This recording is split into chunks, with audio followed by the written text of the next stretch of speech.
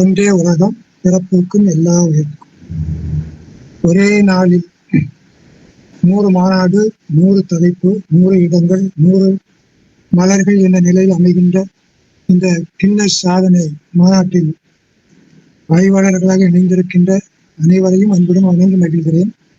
இந்த நிகழ்வை முன்னெடுத்து சென்று கொண்டு அனைவருக்கும் வழிகாட்டிக் கொண்டிருக்கின்ற பேராசிரியர் முனைவர் மோகன்தாஸ் ஐயா அவர்கள், எனக்கு முன்பாக கற்றை படித்திருக்கின்ற பேராசிரியர் அரங்கராஜ் ஐயா அவர்கள், இந்த இணைப்பை சிறப்பாக வழங்கிக் கொண்டிருக்கின்ற திருக்குறள் சிவலட்சுமி ரமேஷ்குமார் அவர்கள், நீங்கள் வலைவழியில் பதிவு செய்து கொண்டிருக்கின்ற திருக்குறள் ஸ்ரீ ரோஹிணி அம்மா அவர்கள் உள்ளிட்ட அனைவரையும் அன்புடன் வணங்கி மகிழ்கிறேன்.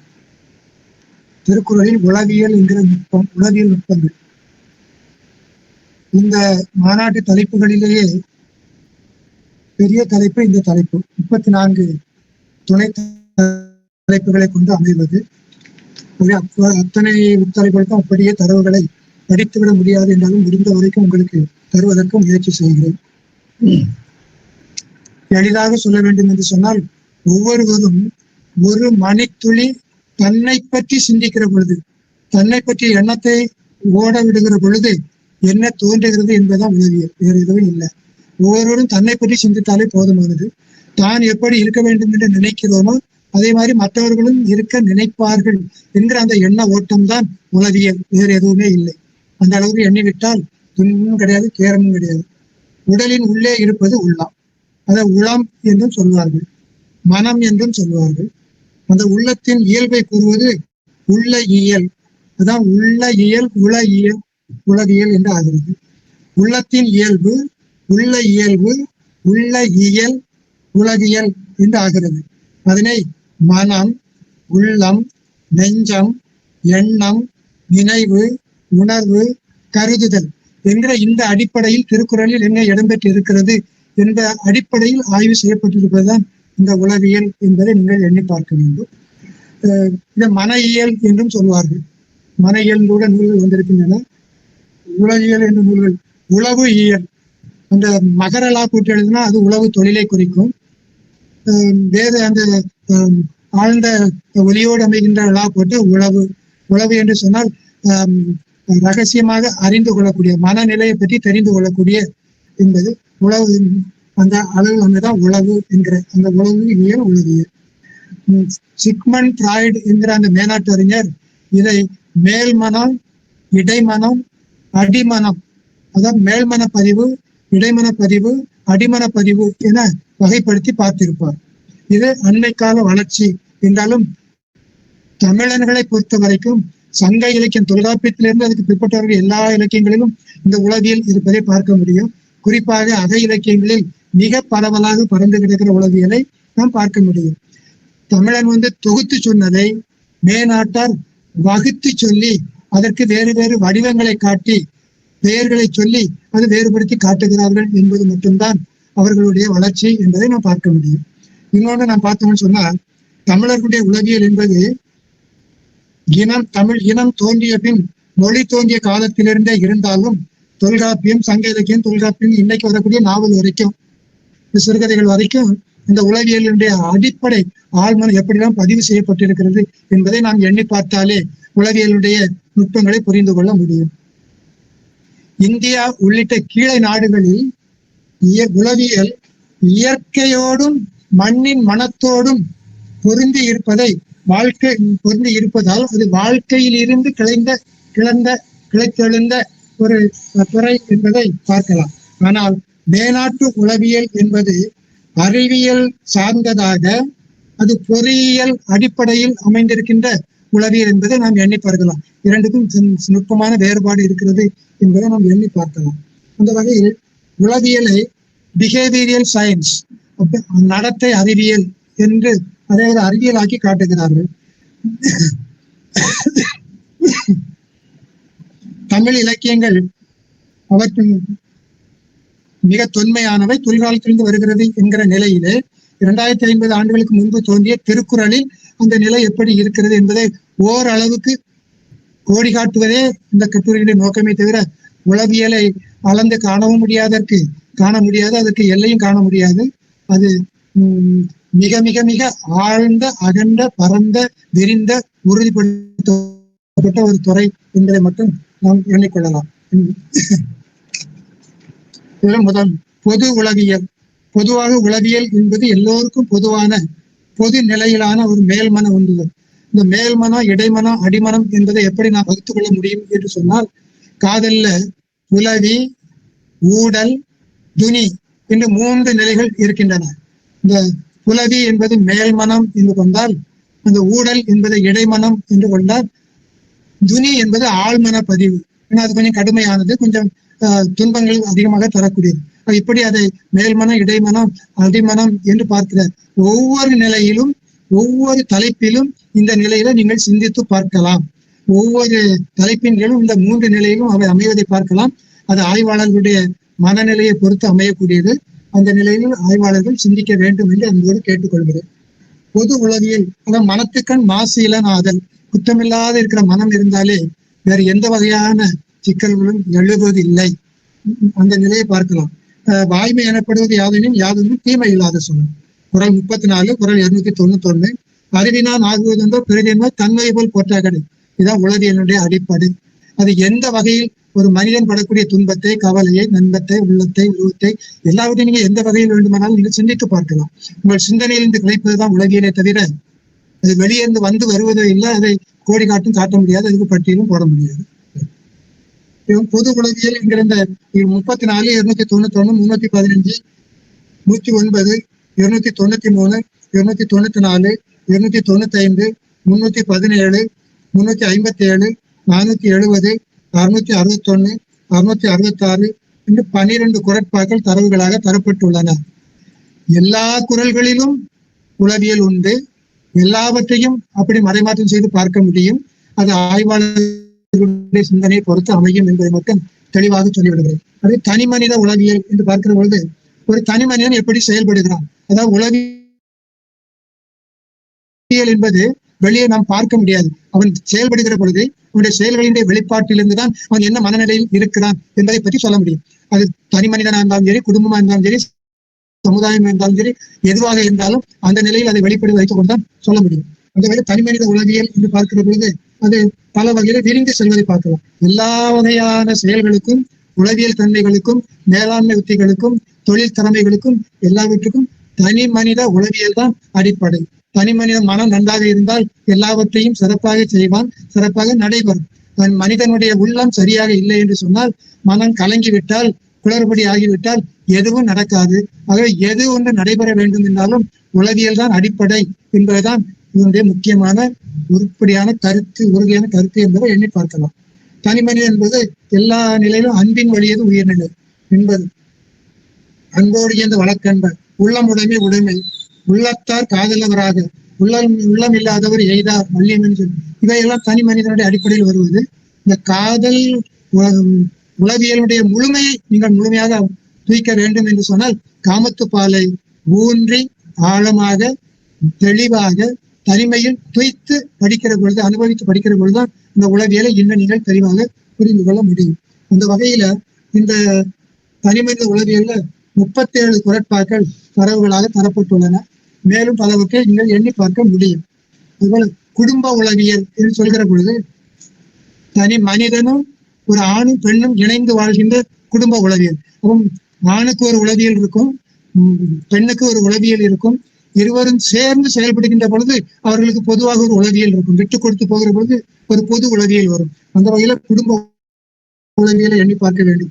அரண் எனப்பட்டதே இல்வாழ்க்கை, அன்பும் அறனும் உடைத்தாயின் மனைத்தக்க மாண்புடையலாகி தற்காத்து தற்கொண்டான் பேணி, தற்காத்து தற்கொண்டான் பேணி, இருவருடைய மனப்பக்குவம் அங்கே வந்து விடுகிறது.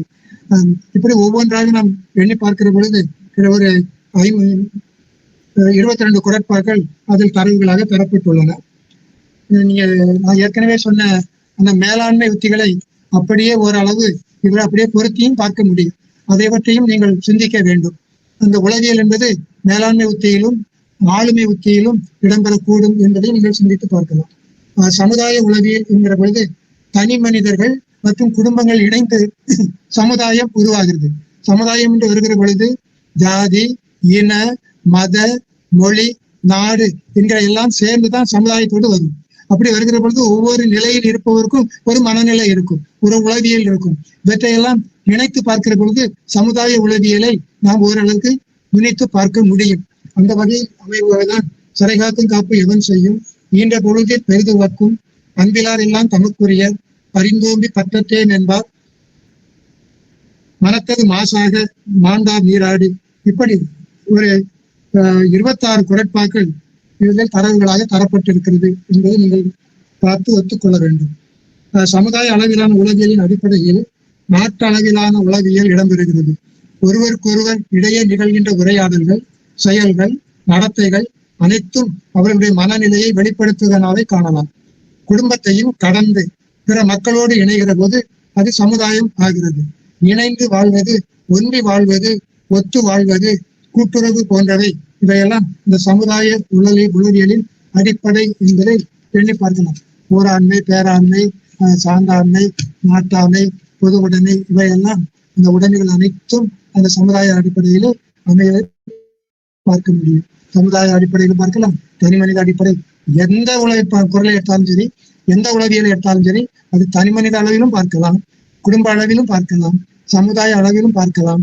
சிலர் அதன் செவி தலைப்படுவார் என்பதை போல அதை உணர்கிறவர்களுடைய திறமையை பொறுத்து அது அமையும் என்பதை நீங்கள் எண்ணி பார்க்கலாம். இதெல்லாம் நான் ஏன் சொல்லுகிறேன் என்று சொன்னால், உலகில் எங்கே இருந்து வந்தது, எப்படியோ இருக்கிறது, யாருக்கோ இருக்கிறது என்பது இல்லை. நம்மோடு ஊடாடி உறவாடி நம்முடைய வாழ்க்கையோடு பின்னி பிணைந்து கிடக்கிறது என்பது ஒரு கணம் சிந்தித்தால் அதிலிருந்து வெளிப்படுவதுதான் உளவியல் என்பதை நீங்கள் தெரிந்து கொள்ள முடியும். ஆன்மீக உளவியல், ஆன்மீக உளவியல் என்ற பொழுது உலகியல் உளவியல், லௌகீக உளவியல் என்பார்களே, அது வாழ்க்கையோடு பொருந்தி வருவது. ஆன்மீகம் என்கிற பொழுது ஒரு பகுதியாக பிரிந்து நிற்பது. அது கொஞ்சம் மேல்நிலை உள்ளது என்று சொல்வார்கள். மேல்நிலையோ தாழ்நிலையோ கீழ்நிலையோ எதுவும் இல்லை. அது இன்னொரு பகுதியாக, மனநிலையில் இன்னொரு பிரிவு, இன்னொரு பகுதியாக அமைந்திருப்பதுதான் ஆன்மீக உளவியல். அது பெரும்பாலும் அது பக்தியினுடைய அடிப்படையில் அமைவது என்று சொல்வார்கள், அறிவினுடைய சிந்தனை அடிப்படையில் அமைவது என்று சொல்வார்கள். அல்ல பகுத்தறிவில் வருகின்ற உளவியல் ஒரு வகையாக இருக்கும். சடங்குகள், நம்பிக்கைகள், மூட நம்பிக்கைகள், சடங்குகள், இறை வழிபாடு என்று வரக்கூடிய நிலையில மனநிலை எப்படிலாம் இருக்கும் என்பதை நீங்கள் பார்க்கலாம்.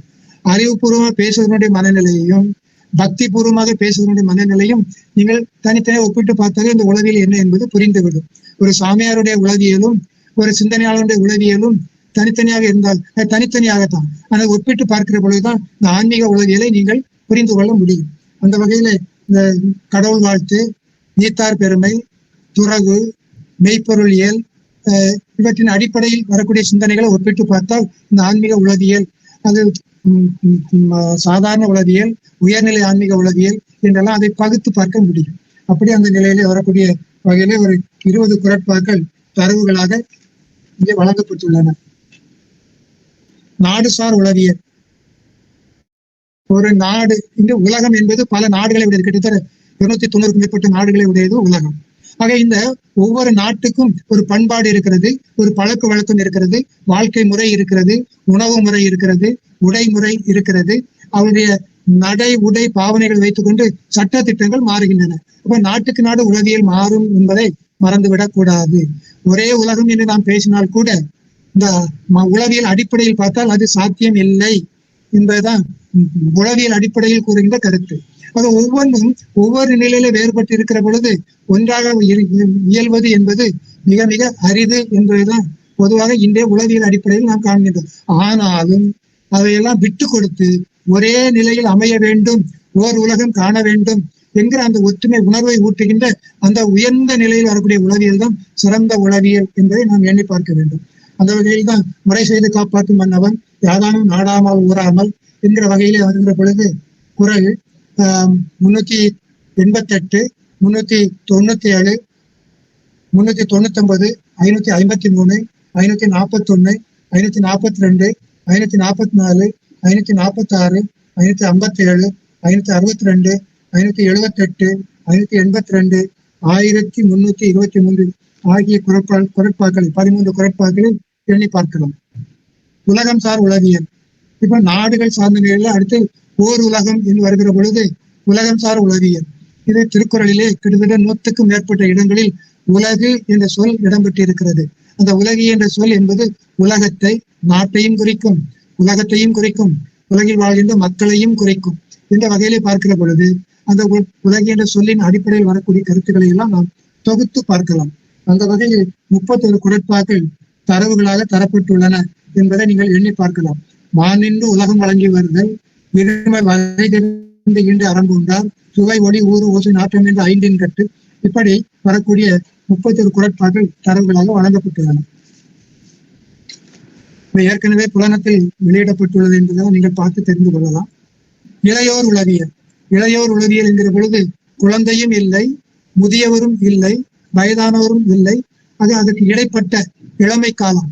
அதாவது வேடிக்கையாக நான் சொல்வது உண்டு, பள்ளியில் படிப்பவர்கள் ஸ்கூல் ஏஜ், அவர்கள் +2 அதாவது 8வது வகுப்பு மேல் போகிற பொழுது அவர்கள் டீனேஜ் உடையவர்களாக இருப்பார்கள், 13 வயது.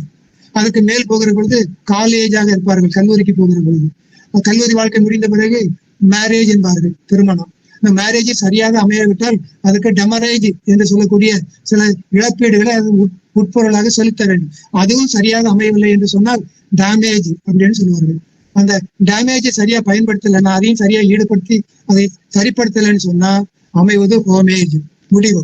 இப்படி அந்த பருவ நிலை, அதான் இளையோர் என்கிற நிலையில அமையக்கூடிய அந்த உளவியலை இப்படி நீங்க எல்லாம் பகுத்து பார்க்கலாம். குழந்தையா இருக்கிற பொழுது ஒரு நிலை, பள்ளியில் படிக்கிற மாணவனுக்கு ஒரு நிலை, உயர்நிலை பள்ளியில் படிக்கிறவனுக்கு ஒரு நிலை, கல்லூரியில் படிக்கிற பொழுது மனநிலை மாறிக்கொண்டே வரும்.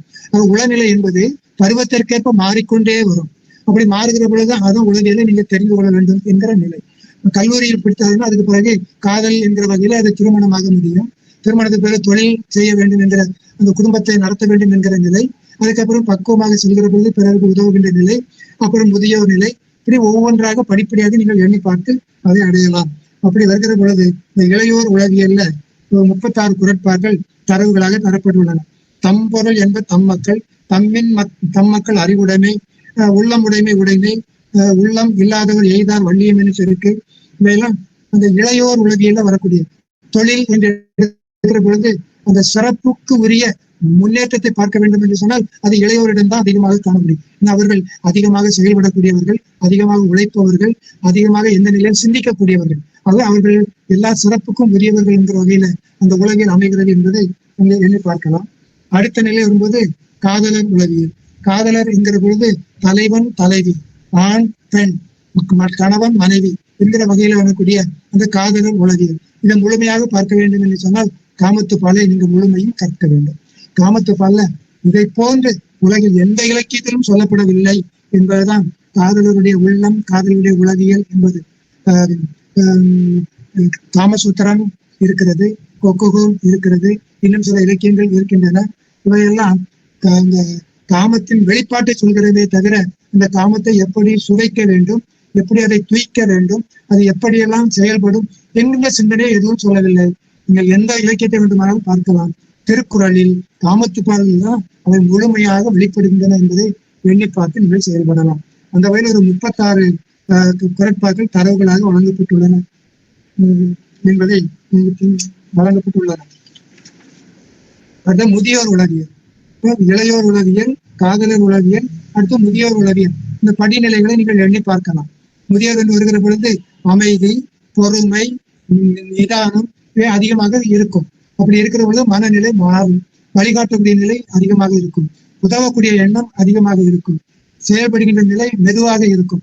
இப்போ வரும்போது அந்த மனநிலை எப்படி இருக்கும் என்பதை எண்ணி பார்த்து அப்படி ஒரு 22 குறட்பாக்கள் தரவுகளாக இங்கே தரப்பட்டுள்ளன. குறள் 400, அதாவது பெரியாரை துணைக்கோடல், பெரியாரை பிழையாமை என்ற அதிகாரங்கள், அதை தவிர வேறு சில குறட்பாக்கள் இன்னும் நீங்கள் எண்ணி பார்க்கலாம். மாற்றுத்திறனாளிகள். மாற்றுத்திறனாளிகள் என்பதை உடல் ஊனமுற்றோர் என்று சொன்னதே மாற்றுத்திறனாளிகள் என்பதை சொல்லுகிறோம். அதாவது எல்லோருக்கும் இருக்கிற ஒரு வகையான திறன் என்பதை விட மாற்றுத்திறனாளிகள் என்று சொன்னா ஒரு உறுப்பு இல்லாத இருக்கலாம். அந்த இல்லாத உறுப்பு இல்லையே என்று கவலைப்படாமல் இருக்கின்ற உறுப்புகளை பயன்படுத்தி இன்னும் எந்தெந்த தொழில்களை செய்யலாம், எந்தெந்த வகையில் மேம்பாடு அடையலாம், எப்படி முன்னேறலாம் என்கிற அந்த வகையில சிந்திக்கின்ற திறமைதான் மாற்றுத்திறனாளிகள் உளவியல். இப்போ கண் இல்லாதவன் கண் இல்லாமல் வைத்து கைகளை பயன்படுத்தி, கால்களை பயன்படுத்தி எழுத்துக்களை கற்றுக்கொள்கிறான், எழுதுகிறான், பயன்படுகிறான், தொழில் செய்கிறான். அதெல்லாம் நாம் பார்க்கிறோம். அப்படி அந்த மாற்றுத்திறனாளிகளை பற்றிய சிந்தனையாக என்பது 9 குறட்பாக்கள் தரவுகளாக தரப்பட்டுள்ளன. குரட்பா 618, 591, 598, 597, குறள் 9, 973, 1007, 528, 115 ஆகிய குரட்பாக்கள் தரவுகளாக தரப்பட்டுள்ளன. மருத்துவ உளவியல். மருத்துவ உளவியல் என்பது ஒரு பரந்துபட்ட உளவியல். இந்த அனைத்தும் மருத்துவத்தின் அடிப்படையில் நடைபெறுகின்றன. உள்ளம் சரியில்லைன்னு சொன்னா மருத்துவத்தை நாடுகிறோம். அந்த மருத்துவம் சரியில்லைன்னா எங்க போறதுன்னு தெரியாது. அப்படிதான் நாம் திண்டாடி கொண்டு இருக்கிறோம். மனம் பாதிக்கப்பட்டு விட்டால் மனநிலை சரியில்லை, எனக்கு மூடு இல்லை, மைண்டு செட் ஆகல, அப்படி எல்லாம் சொல்லி தட்டி போடுகிறோம், சோம்பேறித்தனம் கொள்கிறோம். இவையெல்லாம் மருத்துவ உளவியலை எப்படி எதிர்கொள்வது என்பதுதான். அந்த வகையில நான் குறிப்பாக 2 குரட்பாக்களை மட்டும் சொல்ல விளைகிறேன். இரு நோக்கு இவள் உண்கண் உள்ளது, ஒரு நோக்கு நோய் நோக்கு, ஒன்று அந்நோய் அந்த நோய் மருந்து. அதாவது 2 நோக்குகள் காமத்து போல வரக்கூடிய குரட்பா 1091. இரு நோக்கு இவள் உண்கண். நீங்க எந்த மருந்தை எடுத்துக்கொண்டாலும் அந்த மருந்துக்கு 2 குணங்கள் உண்டு. ஒரு குணம் நோயை உண்டாக்குவது, இன்னொரு குணம் அந்த நோயை நீக்குவது. நோய் அந்த நச்சு முறிப்பு என்ற ஒரு மருந்துக்கு பயன்படுத்துகிறது. நஞ்சை எடுத்து அதை வீரியம் குறைத்து அதோட கெமிக்கல்ஸ் சேர்த்து அந்த நஞ்சை முறிப்பதற்கான மருந்தாக பயன்படுகிறார்கள். அந்த நோயை கொடுப்பதும் அந்த நஞ்சு தான், அந்த நோயை நீக்குவதும் அந்த மஞ்சு தான். அது போல அந்த பெண்ணினுடைய பார்வை இருக்கிறது என்பது ஒரு புறம். இன்னொரு குரட்பா பிணிக்கு மருந்து திறமன், அணிகளை தன் நோய்க்கு தானே மருந்து. பிணிக்கு மருந்து, இந்த பிணியை தீர்ப்பதற்கு வேறொரு வெளியேற்ற ஒரு மருந்து தேவைப்படுகிறது. அதுபோல இந்த பிணியை தீர்ப்பதற்கு, ஒரு காதலனுடைய பிணியை தீர்ப்பதற்கு வெளியே காதலி தேவைப்படுகிறான், காதலுடைய பிணியை தீர்ப்பதற்கு வெளியே காதலன் தேவைப்படுகிறான். ஆக அவர்களுடைய மன பக்குவத்தை பொறுத்து பிணிக்கு மருந்து பிறமன். வெளியே ஒரு பொருளை கொடுத்து நோயை குணப்படுத்துவது போல இவர்களுடைய மனநிலையும் இருக்கிறது என்பதை சுட்டிக்காட்டுவதாக அமைகிறது. இப்படி ஒரு 17 குரட்பாக்கள் இந்த தலைப்பின்கள் தரவுகளாக தரப்பட்டுள்ளன. மருந்து என்கிற ஒரு அதிகாரம் தனியாக இருக்கிறது. அது தவிர இந்த காமத்துப்பாலில் வரக்கூடிய இந்த குரட்பாக்களையும் வைத்து மருத்துவ உளவியலை தெரிந்து கொள்ள முடிகிறது. தொழிலாளர் உளவியல்.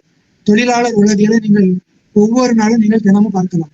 எங்க வீட்டுல இந்த பெண்கள் வேலை செய்கிற பொழுது யாரேனும் போய் எதையும் சொன்னால் எரிந்து விழுவார்கள். ஏன் என்ன குழப்புகிறா, ஏன் எனக்கு தொல்லை கொடுக்குறா அப்படின்னு. இது நாம அன்றாடம் காண்கிற ஒரு நிகழ்ச்சி. ஒரு ஆடவன் ஒரு வேலையை செய்து கொண்டு இருக்கிறான் என்கிற பொழுது யாரையும் இடையீடிட்டால் உடனே அவனுடைய மனம் மாறி அவன் வெடித்து குமருகிறான். இதுதான் அந்த உளவியல். தொழிலாளர் உளவியல் என்பது தொழில் செய்கிற பொழுது அவனுடைய மனநிலையை யாரும் கலைத்து விட முடியாது. அவன் அதிலே கண்ணும் கருத்துமாக, கருமமே கண்ணாயினார் என்பார்கள். அப்படி அதில் கருத்தாக இருப்பான். அப்பொழுது அவனுடைய உளநிலை சிதறுவதில்லை. அவன் ஊன்றிய அந்த சிந்தனையில் உளப்பட்டு இருப்பான். அப்படி வருகிற அவனுடைய நிலை. அதை இனத்தோடு அந்த தொழிலை செய்கிற பொழுது யார் யார் எப்படி எப்படி அணுகுகிறார்கள், தெரிந்தவர்கள், தெரியாதவர்கள், புரிந்தவர்கள் என்று இப்படியெல்லாம் அணுக வேண்டும்.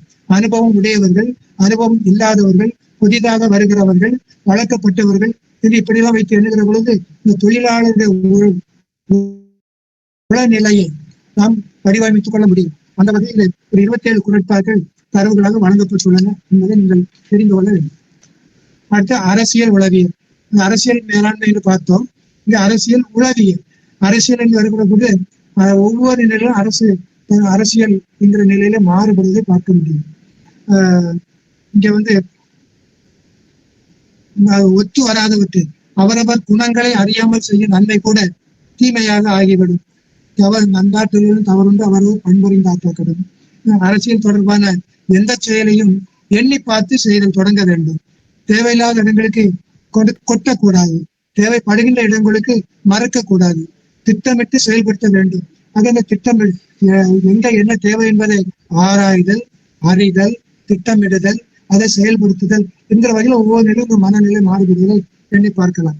அந்த வகையில் இதனால முடிக்கும் என்றாய்ந்து அதனை அவன்கண் விடல் என்கிற அந்த குரலோடு ஒட்டி பார்க்கிற பொழுது ஒரு 10 குரட்பாக்கள் தான் கொடுக்கப்பட்டிருக்கின்றன. ஆனால் எண்ணி பார்ப்பவர்களுக்கு அரசியலிலே இடம்பெறுகின்ற அத்தனை குரட்பாக்களையும் நீங்கள் தொடர்ந்து அதை சிந்திக்க வேண்டும். அப்படி சிந்தித்து பார்க்கலாம். அதே சட்ட உளவியல். சட்ட உளவியல், நீதி உளவியல் பார்த்தோம். அதை சட்ட உளவியல் என்பது அந்த நீதித்துறையை எப்படி செயல்பட வேண்டும் என்கின்ற வழிகாட்டுவது. அதே நேரத்துல மக்கள் தன்னுடைய வாழ்க்கையிலிருந்து திருந்தி நல்லவர்களாக வாழ வேண்டும் என்பதற்கு அரசியல் ரீதியாக, அரசியல் அளவிலே காணக்கூடிய ஒரு படிநிலை, ஒரு மாற்று முறை. அதான் சட்டம். சட்டம் என்பது தண்டிப்பதற்காக அல்ல, திருத்துவதற்காக, மக்கள் திருந்தி வாழ்வதற்காக. அப்ப அவர்களுக்கு கடிதோச்சி மெல்ல எறிக என்கிற அந்த நிலையில் அதிகமாக மிரட்ட வேண்டும், பயமுறுத்த அச்சமூட்ட வேண்டும். ஆனா அதே நேரத்தில் குறைந்த அளவில் தண்டனை கொடுத்து அவனை இந்த சமுதாயத்தோடு இணைந்து வாழ்வதற்குரியவனாக மாற்றுவதுதான் சட்டம். அதான் சட்டவியல். அந்த சட்டவியலை பார்க்கிற பொழுது ஒரு 22 குரட்பாக்கள், மதத்துக்கள் மாசிலனாளர் உட்பட 22 குரட்பாக்கள் தனிவுகளாக தரப்பட்டுள்ளன. 34, 35, 131, 137, 133, 383, 543, 560, 582, 567, 536, 683, 111, 118, 113, 972, 973, 528, 322, 321, 549, 560 என்று இப்படி திருக்குறளை தீங்கியல் சட்ட நூல் என்பார்கள். லா ஆஃப் டாட்ஸ் என்கிற வகையில திருக்குறள் வருமுன் காத்தல் என்கிற வகையில வந்தபின் வருமுன் காப்பதுதான் வலியுறுத்தப்படுகிறது திருக்குறள். அதாவது தீங்கியல் சட்டம், லா ஆஃப் டாட்ஸ் அப்படின்னு சொல்லுவாங்க. திருக்குறள் வலியுறுத்துவது தீங்கியல் சட்டம், அது வருவதற்கு முன் காத்தல் என்கிற வகையில. அந்த வகையில திருக்குறளை முழுமையாக திருக்குறள் ஒரு சட்ட இலக்கியம் என்ற நூல், நான் ஒரு 3-4 கட்டுரைகள் எழுதி ஒரு நூலை வெளிவந்திருக்கிறது. திருக்குறள் ஒரு அற இலக்கியம் என்பதை போல, திருக்குறள் ஒரு வாழ்வியல் இலக்கியம் என்பதை போல, திருக்குறள் ஒரு சட்ட இலக்கியம், திருக்குறள் ஒரு நீதி இலக்கியம், திருக்குறள் ஒரு மருத்துவ இலக்கியம், இப்படியெல்லாம் அதை அணுகி பார்க்க முடியும் என்கிற அந்த உளவியல் அத்தனைக்கும் வாய்ப்பாக அமைகிறது. நீதி சார்ந்த உளவியல், அங்கே நீதி மேலாண்மை பார்த்தோம், நீதியியல் மேலாண்மை. நீதி சார்ந்த உளவியல், ஒரு நீதி அரசர் ஒரு தண்டனை வழங்குகிறார் என்று சொன்னால் அவர் எந்த நிலையிலிருந்து அந்த தண்டனை வழங்கியிருப்பார். குற்றம் செய்தவனுடைய மனநிலை, அதை எடுத்துரைக்கின்ற வழக்கறிஞர் மனநிலை, அதை கவனித்துக் கொண்டிருக்கின்ற நீதி அரசுடைய மனநிலை, இவையெல்லாம் எப்படி இருக்கும் என்பதை நீங்கள் சிந்தித்து பார்க்கலாம். பொதுவாக இந்த தண்டித்தல் என்பது கூட நான் ஏற்கனவே சொல்லிவிட்டேன், அந்த திருத்துவதற்கான தண்டனையை தவிர வேறு எதுவும் இல்லை. கொலையிற் கொடியாரை வேந்தொருத்தல் என்கிற பொழுது கொலை தண்டனை கொடுக்கிற பொழுது நீங்கள் பார்க்கலாம், அந்த தண்டனை வழங்கி அந்த தீர்ப்பை அறிவித்த உடனேயே அந்த நீதி அரசர் அந்த பேனாவை தன்னுடைய அந்த பேனா பலகையில் குற்றி அந்த பேனாவை உடைத்து விடுவார். ஏனென்றால் அது மேல் பயன்படக்கூடாது என்பதற்காகத்தான். அப்ப அந்த மனநிலை எப்படி இருக்கும் என்பதை எண்ணி பார்க்க வேண்டும். இப்படி ஒரு தண்டனை வழங்கிவிட்டோமே என்று அவருடைய நிலை, செய்யாத கூட்டத்துக்கு தண்டனை வந்துவிட்டது என்று இவருடைய நிலை, இப்படி பல்வேறு நிலைகளில உலகில சிந்தித்து பார்க்கலாம். அந்த வகையில இந்த மனுநீதி வழங்குதல்லாம் இப்படிலாம் அந்த ஜமாபந்தி வைத்தல், மனுநீதி வழங்குதல், இப்படியெல்லாம் இப்போதைக்கு நடைமுறையில் இருப்பதாக எண்ணி பார்க்கலாம். உலகியல் அந்த நிலையில் செயல்படுவதை ஒப்பிட்டு பார்க்க முடிகிறது. அப்போ ஒரு 19 குரட்பாக்கள் தரவுகளாக தரப்பட்டுள்ளன. அதாவது குறள் 111, 118, 528, இப்படி ஒரு 19 குரட்பாக்கள். ஆள்வோர் உளவியல், இந்த ஆட்சியாளர் உளவியல், ஆட்சியாளர் மேலாண்மைன்னு பார்த்தோம். இங்க ஆள்வோர் உளவியல், ஆள்கின்றவருடைய உளவியல். இங்க தினந்தோறும் பார்க்கலாமே, அமைச்சர்கள் ஆளுகிறார்கள் என்று சொன்னால், ஒரு நிறுவனத்தை ஆளுகிறார்கள் என்று சொன்னால், அது கார்பரேட்டா இருந்தாலும் சரி, தனியாரா இருந்தாலும் சரி, நாட்டுடன் ஆக்கப்பட்டதா இருந்தாலும் சரி, ஒரு நிறுவனத்தை ஆளுகிறவர்கள் என்று சொன்னால் ஒவ்வொரு கணந்தோறும் அவருடைய மனநிலை மாறிக்கொண்டே இருக்கும். ஒரு நுகர்வோர் வருகிறார் என்று சொன்ன கஸ்டமர் நுகர்வோர் வருகிறாருன்னா அவருடைய எப்படி நடந்து கொள்ள வேண்டும், அவரை எப்படி கவர வேண்டும், அவருக்கு தேவைகளை எப்படி நிறைவேற்ற வேண்டும் என்கிற வகையிலே ஆள்வோர்கள், நிறுவனத்தை ஆளுவராக இருந்தாலும் சரி, அரசு ஆளுவராக இருந்தாலும் சரி, மனநிலை அப்பொழுது அவர்களுக்கு செம்மைப்பட்டுக் கொண்டே இருக்க வேண்டும். இல்லை என்று சொன்னால் அது நிலைப்பதில்லை, அந்த நிறுவனம் நிலைப்பதில்லை, அந்த அரசு நிலைப்பதில்லை. அவன் ஆள்வோருடைய சிந்தனையை அடிப்படையாக கொண்டு தகுதியின ஒன்று, அது மாதிரி சமன் செய்து சீர்தூக்கல், பொது நோக்காக வேண்டுதல், பிறப்புக்கும் எல்லா உயிர்க்கும், மேலிருந்து மேலுள்ளார், கீழிருந்து கீழல்லார் என்று இப்படி வரக்கூடிய ஒரு 19 குரட்பாக்கள் தரவுகளாக வழங்கப்படும். 111, 118, 528, 972, 973, 388, 393, அப்படி ஒரு 19 குரட்பாக்கள் நீதி சார்ந்த நிலையிலே வழங்கப்பட்டது என்று சொன்னால் அவை அப்படியே ஆள்வோருக்கும் பொருந்துவ நிலையை நீங்கள் பார்க்கலாம். ஆள்வோருக்கு சரியாக சொல்கிற பொழுது முறை செய்து காப்பாற்றுதல், காட்சிக்கு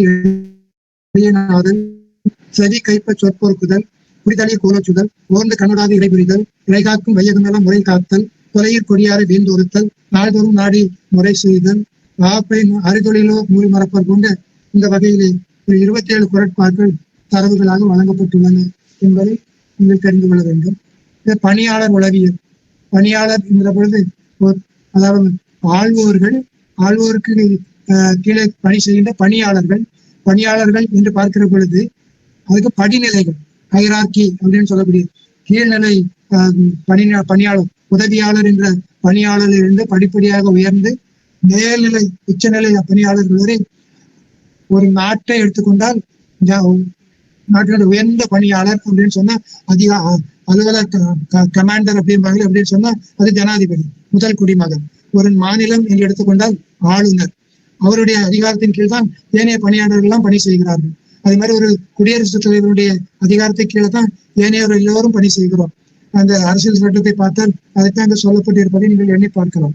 அப்படி இந்த பணியாளர் ஒவ்வொரு நிலையிலும் ஒவ்வொரு நிலை என்பது ஒரு அடிப்படை உதவியாளராக இருந்தவர், அதுக்கு அடுத்த நிலை, அதற்கு அடுத்த நிலை, அதற்கு அடுத்த நிலை கண்காணிப்பாளர், அதுக்கு மேல மேலாளர், இப்படி ஒவ்வொருவராக உயர்ந்து வருகிற பொழுது அவனுடைய மனநிலை எப்படியெல்லாம் மாறும் என்கிற வகையில் பணி செய்கிற பொழுது அவனுடைய நிலை, எந்த பணியை செய்கிற பொழுது, எந்த நேரத்தில் செய்கிற பொழுது, எப்படி செய்கிறான் என்பதை பொறுத்து இந்த மனநிலை இருப்பதை எண்ணி பார்க்கலாம். அந்த வகையில் ஒரு 26 குறட்பாக்கள் தரவுகளாக வழங்கப்பட்டுள்ளன. அடுத்து கல்விசார் உளவியல். கல்விசார் உளவியல் என்பது கல்வியியல் சிந்தனைகள் என்று தனியாக தலைப்பு கூட இருக்கிறது. எந்த துறையை எடுத்துக்கொண்டாலும் எந்த தலைப்பை எடுத்துக்கொண்டாலும் கல்வி என்பது ஒரு பொருளாக அங்கே ஒரு தலைப்பாக இடம்பெற்றிருக்கும். அந்த வகையில் கல்விசார் உளவியல் என்கிற பொழுது இந்த கல்வி கற்கின்ற நிலை என்பதை நாம் எண்ணி பார்க்க வேண்டும். கேடில் என்று சொல்கிறோம். இந்த கல்வியை கற்கின்ற நிலை, கற்பவர் நிலை, அவருடைய தகுதி, அதை வழங்குகின்றவருடைய நிலை, வழங்குகின்றவருடைய தகுதி, அவருடைய கல்வி தரமாக இருந்தாலும் சரி, பொருளாதார தரமாக இருந்தாலும் சரி, செல்வ தரமாக இருந்தாலும் சரி, இதையெல்லாம் கருதி பார்த்து இந்த கல்வியினுடைய உளவியல் அமைகிறது என்று நாம் பார்க்கிறோம். ஒரு நகரமாக நகரத்திலிருந்து வரக்கூடிய கற்பவர்கள், கற்பிப்பவர்கள், ஊர்ப்புறங்களில் இருந்து மலையில் அடிவாரங்களில் இருந்து வரக்கூடிய கற்பவர்கள், கற்பிப்பவர்கள், இப்படி அதையெல்லாம் நினைத்து பார்த்து இந்த நன்னூல் சூத்திரம் அழகாக சொல்லும். வாவன இருவனை இருந்து செல்லன சொல்லு என்பது ஒன்று. அவன் எப்படி இருக்கிறான், உண்டு வந்தானா, உறங்கி வந்தானா, சோம்பேறியா இருக்கிறானா, அந்த நாம் சொல்லக்கூடிய செய்திகளை ஏற்றுக்கொள்ளும் பக்குவம் உடையவனாக இருக்கிறானா, இது ஆசிரியர் உலகு. இப்படி எல்லாம் ஒவ்வொரு நிலையிலும் எண்ணி பார்த்து செயல்பட வேண்டும் என்பதை அந்த வகையிலே கல்விசார் உளவியல்ல ஒரு 18 குறட்பாக்கள் தரவுகளாக கொடுக்கப்பட்டுள்ளது. அவர்களை நீங்கள் பார்த்துக் கொள்ளலாம். அறம்சார் உளவியல். அறம்சார் உளவியல் அறம் வலியுறுத்தல் என்ற ஒரு அதிகாரம் இருக்கிறது. திருக்குறள் ஒரு அறநூல் என்கிற அந்த சிந்தனை இருக்கிறது.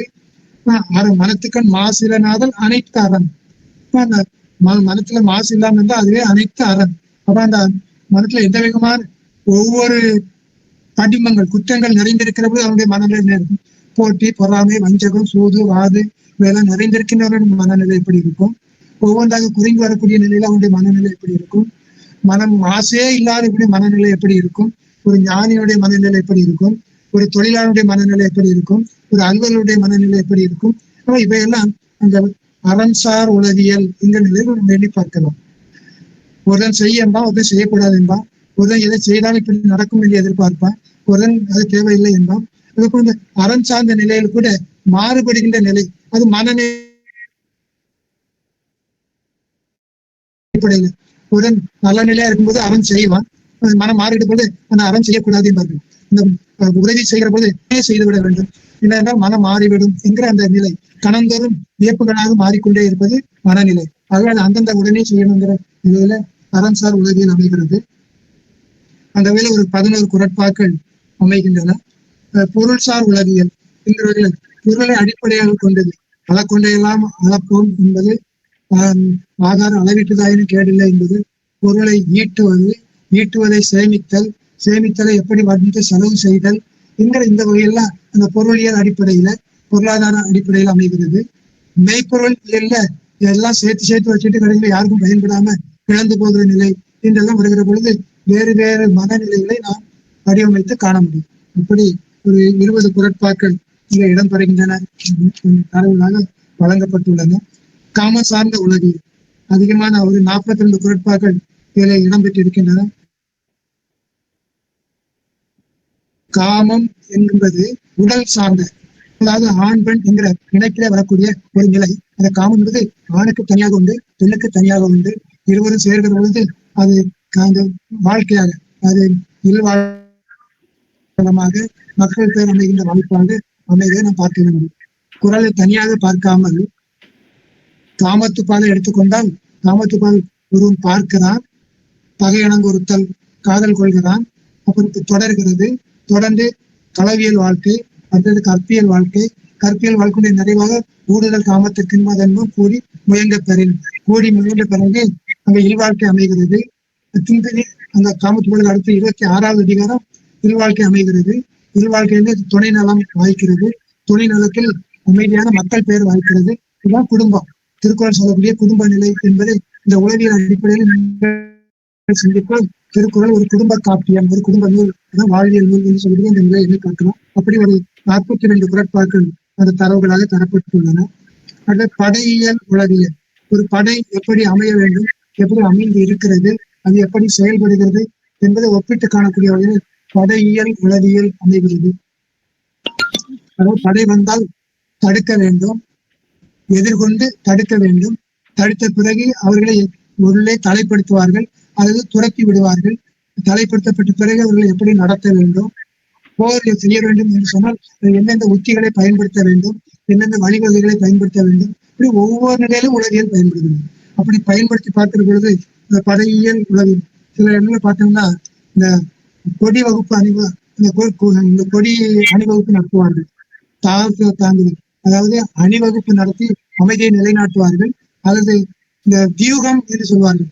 போர் நடக்கிற பொழுது அவர்கள் எளிதில் தாக்கிவிடாமல் இருப்பதற்காக நெடுமாக வளைந்து செல்கிற மாதிரி, அல்லது இந்த ஈட்டி போன்று அல்லது பறவைகளை போன்று வியூகம் என்று சொல்லக்கூடிய அதான் அணிவகுப்பு என்பது. அணிவகுப்பு என்பது அமைதிக்கான அணிவகுப்பு வேறு, போர் நடக்கிற பொழுது இருக்கிற அணிவகுப்பு என்பது வேறு. போர் நடக்கிற பொழுது இருக்கிற அணிவகுப்பு என்பது வியூகம் என்று மகாபாரதம் பார்த்தீங்கன்னா அதுல வியூகம் அமைத்து சக்கர வியூகம், பருந்து வியூகம், இந்த ஈட்டி வியூகம் என்றெல்லாம் சொல்லுவார்கள். அப்படி அந்த வழிமுறைகளை அமைத்துக் கொண்டு போரிடுவோம். அந்த மாதிரி அதை பற்றி தெரிவதுதான் போரியல் படையியல் விளைவியல். இந்த படைகளை எப்படி பயன்படுத்த வேண்டும், அவர்களுக்கு வேண்டியவற்றை எப்படி ஈடுகட்ட வேண்டும், அவற்றை எப்படி பயிற்சி அளிக்க வேண்டும், இப்படியெல்லாம் அமைவது படை விளைவியல் என்று பார்க்கிறோம். அந்த வகையில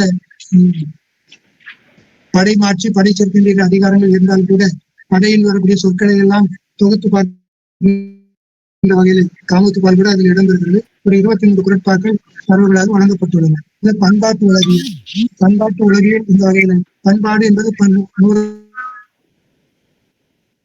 அதாவது ஒவ்வொரு விளிமையிலும் மனித வாழ்க்கையில் பயன்படுகின்ற ஒவ்வொரு உளவியலும் பண்பாடு என்று கருதப்படுகிறது. பண்பாடு ஒவ்வொன்றும் உளவியல் அந்த விளிமியம் ஒவ்வொன்றும் பண்பாடு. இந்த பண்பாடும் விளிமியமும் எப்படி இணைந்து செயல்படுகிறதோ அது உளவியலாக மாறுகிறது என்று பார்க்கலாம்.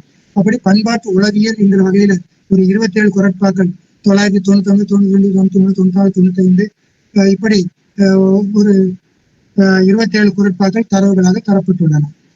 மொழிசார் உளவியல். மொழி என்பது இங்கே சொல் என்கிற பொருளிலே அமைகிறது. சொல் சார்ந்த சொல்வன்மை என்ற ஒரு அதிகாரம் இருக்கிறது.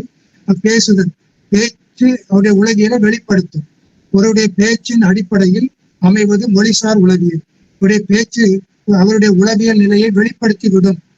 இன்சொல் பேசுதல், வன்சொல் பேசுதல், கொடுஞ்சொல் பேசுதல், மகிழ்ச்சியாக பேசுதல், அறிவுடன் பேசுதல், உணர்ச்சி வயப்பட்டு பேசுதல், சினத்துடன் பேசுதல், உள்ள கிளர்ச்சியுடன் பேசுதல், புறஞ்சொல் கூறுவது என்று இப்படி ஒவ்வொரு நிலையும் ஒவ்வொரு உளவியல் அடிப்படையை கொண்டு அமைவதை நாம் பார்க்கலாம். அப்படி அமைவதுதான். இன்னொன்று குறிப்பான சொல்லணும் வந்தால் ஆட்டிடியூட் என்று 2 சொற்கள் இருக்கின்றன. ஆட்டிடியூட் என்பது அறிவு அடிப்படை கொண்டது, மனம் சார்ந்தது. ஆட்டிடியூட் என்பது உடல் சார்ந்தது. இந்த 2 நிலையும் உலகிலும் முதன்மையான இடம் பெறுவதை எண்ணி பார்க்கலாம். ஆட்டிடியூட் என்பது மனம் சார்ந்தது, அறிவு சார்ந்தது. ஆட்டிடியூட் என்பது உடல் வலியை சார்ந்தது. இந்த உடல் வலிமையை பொறுத்து அது மாறுகிறது என்கிற அந்த நிலையும் தெரிந்து கொள்ளலாம். அப்படி இந்த மொழிசார் உலகியல்ல 9 குறட்பாக்கள், அதாவது 295, 415, 567, 643, 646, 648, 28, 91, 100 ஆகிய குறட்பாக்கள் தரவுகளாக வழங்கப்பட்டுள்ளன. ஆசிரியர் உலகியல் ஏற்கனவே சொன்னதுதான். ஆசிரியர் என்பவர் ஓதி உணர்ந்தும் பிறர்க்கு உரைத்தும் தானடங்கா பேரு. ஒரு ஆசிரியர் எப்படி கற்பிக்க வேண்டும், யார் யாருக்கு எப்படி கற்பிக்க வேண்டும், மக்கும் மாணவர்களாக இருந்தால் திருப்பி திருப்பி சொல்ல வேண்டும். அவர்களை மனப்பயிற்சி செய்ய சொல்ல வேண்டும். அப்போ அந்த மாணவன் மிக பொறுமைசாலியாக திறமை உடையவராக இருக்க வேண்டும். புதியன கற்றுக்கொண்டே இருப்பவராக இருக்க வேண்டும். பொறுமை உடையவராக இருக்க வேண்டும். ஒவ்வொரு நிலையிலும் மனநிலை ஒவ்வொரு மாணவனையும் கையாளுகின்ற பொழுது அது அவருடைய மனநிலை வேறு ஒரு நிலையில இருந்தால் தான் ஒவ்வொரு மாணவனையும் தனித்தனியாக கட்டுப்படுத்தி அல்லது அவரை கையாள முடியும், அவனை வழிகாட்ட முடியும். அப்படி அமைவது தகுதியின எல்லா மாணவர்களும் ஒரே தகுதி உடையவராக இருக்க மாட்டார்கள். சிலர் பொருளாதார குறைவர் உடையவராக இருப்பார்கள். சிலர் மன அறிவு திறன் குறைந்தவர்களாக இருப்பார்கள். சிலர் வெளி கிராமங்களிலிருந்து வருவர்களாக இருப்பார்கள். சிலர் நகரங்களிலிருந்து வருபவர்களாக இருப்பார்கள். சிலர் அந்த மலை வாசிகளாக இருப்பார்கள். அவருடைய மனநிலை வேறுபட்டு இருக்கும். நடை உடை பாவனைகள் வேறுபட்டு இருக்கும். அவையெல்லாம் அறிந்து ஆசிரியர் தன்னுடைய உளவியலை பயன்படுத்த வேண்டும். தகுதி என ஒன்று நன்றி அந்த தகுதியை நிர்ணயித்து செய்ய வேண்டும். அந்த வகையிலே ஒரு 14 குறட்பாக்கள் தரவுகளாக தரப்பட்டுள்ளன. இந்த மாணவர் உளவியல், இந்த மாணவர் உளவியல்ல நான் 2 குறட்பாக்களை விளக்கி சொல்ல வேண்டும். ஒன்று, கற்ற கற்றடர் என்பது எல்லோரும் தெரியும். உடையார் முன் இல்லார் போல் ஏக்கட்டும் கற்றார் கடையரே கல்லாதவர் 395. ஒருவர் இருக்கின்ற ஒருவர் முன் இல்லாத ஒருவன் போய் அதை இறந்து ஏக்கத்தோடு எதிர்பார்த்து இறத்தலை போல நின்று மாணவன் ஆசிரியரிடம் கற்க வேண்டும். இது ஒரு நிலை. இன்னொரு நிலை, காமத்துக்கல்ல ஒரு குரட்பா, கண்டு கேட்டு உண்டு உயிர்த்து உத்தறியும் 50 கொண்டறிகொண்டே உழைந்த குரல். அதாவது கண்டு கேட்டு உண்டு உயிர்த்து உத்தறிதல் 5 பண்புகள் சொல்லப்படுகிறது. இந்த கல்வியினுடைய படிநிலை, ஒவ்வொரு மாணவனும் கற்க வேண்டிய படிநிலைகள் 5. ஒன்று, அவன் செல்லுங்க வகுப்புரை சூழல்களை தன்னோடு உடன் உரைபவர்களை காண்கிறான். கண்டு கேட்டு ஆசிரியர் சொல்வதை கேட்கிறான். சக நண்பர்கள் சொல்வதை கேட்கிறான். கேட்டு உண்டு அவற்றை தன்னுடைய மனத்தில் உள்வாங்கிக் கொள்கிறான், பதித்துக் கொள்கிறான். உண்டு உயிர்த்து அதை திருப்பி அசை போட்டு ஆய்வு செய்து பார்க்கிறான். நெருப்பு சுடுன்னு சொன்னா அது சுடுமா சுடாதா என்று இப்படி பல்வேறு நிலையில ஆய்வு செய்து பார்க்கிறான். உற்று அறிதல், அதுபோல தொட்டு அறிதல், தொடு உணர்வு, அதை அந்த பரீட்சார்த்தம் மூலமாக சோதனை செய்து பார்க்கிறான். மனத்தில் பதித்துக் கொண்டதை சோதனை செய்து பார்க்கிறான். நெருப்பு சுடுன்னு சொன்னா அதை தொட்டு பார்க்கணும், சுடுமா என்னன்னு அப்படி சோதனை செய்து பார்க்கிறான். இந்த 5 படிநிலைகள் அந்த குறட்பாவில் அமைந்து கிடக்கிறது என்பதை எண்ணி பார்க்கலாம். அப்படி மாணவர்களுடைய உளவியல் அமைகிறது. அந்த வகையில் ஒரு 7 குறட்பாக்கள் தான் இங்கே வழங்கப்பட்டிருக்கிறது. 391, 409, 410, 416, 721 ஆகிய குறட்பாக்கள் அந்த அளவில் இடம்பெறுகின்றன. ஒழுக்கம் சார் வாழ்க்கையில் மேன்மை தரக்கூடிய எல்லாவற்றுக்கும் ஒழுக்கம் தான் அடிப்படை. ஒழுக்கம் விழுப்பம் தரலாம், ஒழுக்கம் உயிரினும் ஓம்பப்படும். ஒழுக்கம் இல்லாதவர்களை நாம் இழிவாக பேசுகிறோம், தாழ்வாக பேசுகிறோம், அவரை ஒதுக்கி வைக்கிறோம். இதான் நம்முடைய வாழ்க்கையில தினந்தோறும் நாம் பார்க்கிற செயல்கள் தான். அப்ப ஒழுக்கம் என்பது இந்த உளவியலை எப்படி தீர்மானிக்கின்றது என்கிற அடிப்படையில் தான் இந்த ஒழுக்க உளவியல் அமைகிறது. அது ஒழுக்க உடைமைங்கிற அதிகாரம் இருக்கிறது. ஏனைய அதிகாரங்களில் வேண்டுபவை வேண்டாதவை, உடைமை, ஆமை. உடைமை என்பது கொள்வது, ஆமை என்பது தள்ளுவது. இப்படி ஒவ்வொன்றையும் ஒப்பிட்டு பார்க்கிற பொழுது மனநிலையுடைய உளவியல் சிந்தனத்தை நாம் தெரிந்து கொள்ளலாம் என்று பார்க்கிறோம். அடுத்த நிலையில் பார்த்தோம்னு சொன்னா அதுக்கு ஒரு 14 குறட்பாடுகள் இடம்பெற்று இருக்கின்றன. விருந்தினர் உளவியல், விருந்தினரை வரவேற்றல், அவர்களை உபசரித்தல், அதாவது அவர்களுக்கு எப்படியெல்லாம் விருந்து வழங்குதல், அவர்களுடைய தங்கி இருந்தால் அவர்களை எப்படி கவனிக்க வேண்டும், செல்கிற பொழுது அவர்களை எப்படி வழி அனுப்ப வேண்டும். ஒவ்வொரு நிலையிலும் மனநிலை மாறுகிறது என்பதை நீங்கள் எண்ணி பார்க்கணும். வருகிற பொழுது மகிழ்ச்சியோடு வரவேற்பார்கள். அவர்கள் ஒரு நாள் தங்கிவிட்டால் மனநிலை மாறிவிடும். போகிற பொழுது அவர்கள் அப்படியே போனால் மகிழ்ச்சியாக இருப்பார்கள். ஏதேனும் எடுத்துக்கொண்டு பெற்றுக்கொண்டு செல்வதாக இருந்தால் வேறு மனப்பான்மையோடு பார்ப்பார்கள். அது இப்படி விருந்தினர் மனநிலையை அடிப்படையாக கொண்டு அமைவது. அந்த வகையில் ஒரு 9 குறட்பாக்கள் தரவுகளாக தரப்பட்டுள்ளன. அடுத்த நிலை தண்டனை சார் உளவியல். தண்டனை என்பது திருத்துவதற்காக வழங்குவது நான் ஏற்கனவே சொல்லிவிட்டேன். அப்ப ஒவ்வொரு கடிதோச்சி மெல்ல எறிக, பெரிதாக தண்டனை கொடுப்பது போல் மிரட்டி அவனை மெல்லிதாக அவனை மெதுவாக தண்டிக்க வேண்டும் அப்படின்னு சொல்லக்கூடிய அந்த தண்டனை சட்டம் ஒன்று சொல்வார்கள். கொலையீர் கொடியாரை வேண்டு ஒருத்தல் களை கட்டதனோடு முறை செய்து காப்பாற்றுவது தெரிந்த பிறகு கொலையீர் கொடியாரை வேந்தொருத்தல் களை கட்டதனோடு நேர் அப்படின்னு சொன்னா கலையை பிடுங்கி எறிதல் போல கொடியவனுக்கு தூக்கு தண்டனை வழங்கப்பட வேண்டும், மரண தண்டனை வழங்கப்பட வேண்டும் என்று நூல்கள் கூட எழுதியிருக்கிறார்கள், கட்டுரை எழுதியிருக்கிறார்கள், நூல்கள் எழுதியிருக்கிறார்கள். அப்படி இல்லை. அதனோடு நேர் கலையை கட்டுப்படுத்துதல் அப்படின்னு சொன்னா பொழுது கலையை கட்டுப்படுத்துவார்கள். அந்த பயிரோடு வளர்கிற பொழுது அதை பிடுங்கி எடுத்து கட்டுப்படுத்துவார்கள். இன்னும் கொஞ்சம் வளர்ந்த பிறகு கண்ணை குத்தும், பிடுங்கி எடுக்க முடியாது, கால்கள்ல அறுக்கும், பிடிந்தெடுக்க முடியாது. அப்பொழுது அதை காலால் மிதித்து சேற்றில் அழுத்துவார்கள். இன்னும் சில நேரம் பாத்தீங்கன்னா கதிரோடு சேர்ந்து விளைகிற பொழுது அந்த புல் தலை சீக்கிரமாக பூத்துவிடும் அல்லது கதிர் தள்ளிவிடும். அப்ப அதுக்கு ஊடாக சென்று அவர்களை அந்த கதிர்களை பிடுங்கி எடுத்து இப்படி கட்டுப்படுத்துதல். அது மாதிரி தண்டனைகள்லாம் நீங்க பாத்தீங்கன்னா முதல் முறை குற்றம், திட்டமிட்ட குற்றம், நல்ல குடும்பத்தில் சார்ந்தவன்கிறது, கல்வி கற்றவன் என்கிற முறை, மலையாடி அதாவது இந்த எஸ்சி எஸ்டின்னு சொல்றாங்க இல்லையா, அவருடைய பொருளாதார நிலை, அவருடைய வாழ்விட நிலை, இவைகளெல்லாம் கருத்தில் கொண்டுதான் தண்டனைகள் வழங்கப்பட வேண்டும். அப்படி தண்டனை சட்டம் சொல்லுகிறது. ஆனா நடைமுறையில் இருக்கிறது என்பதெல்லாம் இல்லை. தண்டனை சட்டம் அப்படித்தான் சொல்லுகிறது. சரிங்க. ஆக்கம் சார்ந்த உளவியல், ஆக்கம் சார்ந்த உளவியல்ல ஒரு 26 குறைப்பார்கள் தரவுகளாக வழங்கப்பட்டுள்ளன. இந்த மேலாண்மை உளவியல், ஏற்கனவே மேலாண்மையை பற்றி பார்த்தோம். அந்த மேலாண்மை எப்படி செயல்படுத்துவது, யாரிடம் செயல்படுத்துவது, எந்த சூழலில் செயல்படுத்துவது என்று பார்க்கிற போது அவர்களுடைய உளவியல் தன்மை மாறிக்கொண்டே இருப்பதை பார்க்க முடியும். அந்த வகையில் ஒரு 29 குறைப்பார்கள் தரவுகளாக தரப்பட்டுள்ளன. அதுக்கடுத்து தர்க்க உளவியல், அதாவது லாஜிக் அப்படின்னு சொல்றோம் இல்லையா, தடை விடைகளோடு ஒன்றை கற்பது அல்லது பதில் சொல்வது அல்லது அதற்கு ஏற்றபடி செயல்படுவது இதுதான் தர்க்க உளவியல். வினா கேட்டு விடை சொல்லுதல், விடை சொல்லி வினா கேட்டல், வினாவே விடையாக அமைதல், அது அப்படி அமைகிற பொழுது தர்க்க உளவியல் அந்த சிலையில பார்க்கிற பொழுது அந்த வகையில ஒரு 19 குறைப்பார்கள் தரப்பட்டுள்ளன. அடுத்தது புலன்சார் உளவியல். புலன் என்பது பொறிகள் 5 என்பது நமக்கு தெரியும். அந்த பொறிகள் வழியே செயல்படுகின்ற கண்டு கேட்டு உண்டு உயிர்த்தல் என்பதை போல கண் வழியே பார்க்கிறோம், காது வழியே கேட்கிறோம், மூக்கு வழியே நுகர்கிறோம், உடல் வழியே தொட்டு உணர்கிறோம். இப்படி பொறிகள் வழியே பெறுகின்ற புலன்கள், அவைதான் இந்த புலன்சார் உணர்வுகள். பார்ப்பது ஒரு புலன், கேட்பது ஒரு புலன், பேசுவது ஒரு புலன், தொடுவது ஒரு புலன். இப்படி அந்த புலன்சார் உளவியல், பொறிசார் உளவியல் வேறு, புலன்சார் உளவியல் வேறு, இரண்டையும் வேறுபட்ட புலன்சார் உளவியல் அமைகிறது. அந்த வகையில ஒரு 29 குறைப்பாக்கள் தரவுகளாக தரப்பட்டுள்ளன. இப்படி 34 உட்தலைப்புகள், 34 உட்தலைப்புகள் கிட்டத்தட்ட ஒரு 300க்கும் மேற்பட்ட குறைப்பாக்கள் தான் நான் கொடுத்திருக்கிறேன். 1330 குறைப்பாக்களும் 1330 உளவியல் கூறுகளை உடையது, உளவியல் தன்மையை உடையது, உளவியல் நுட்பங்களை உடையவை. அதை தனித்தனியாக ஆய்ந்து பார்த்தால் ஒவ்வொன்றும் தனித்தனியாக பார்க்கலாம்.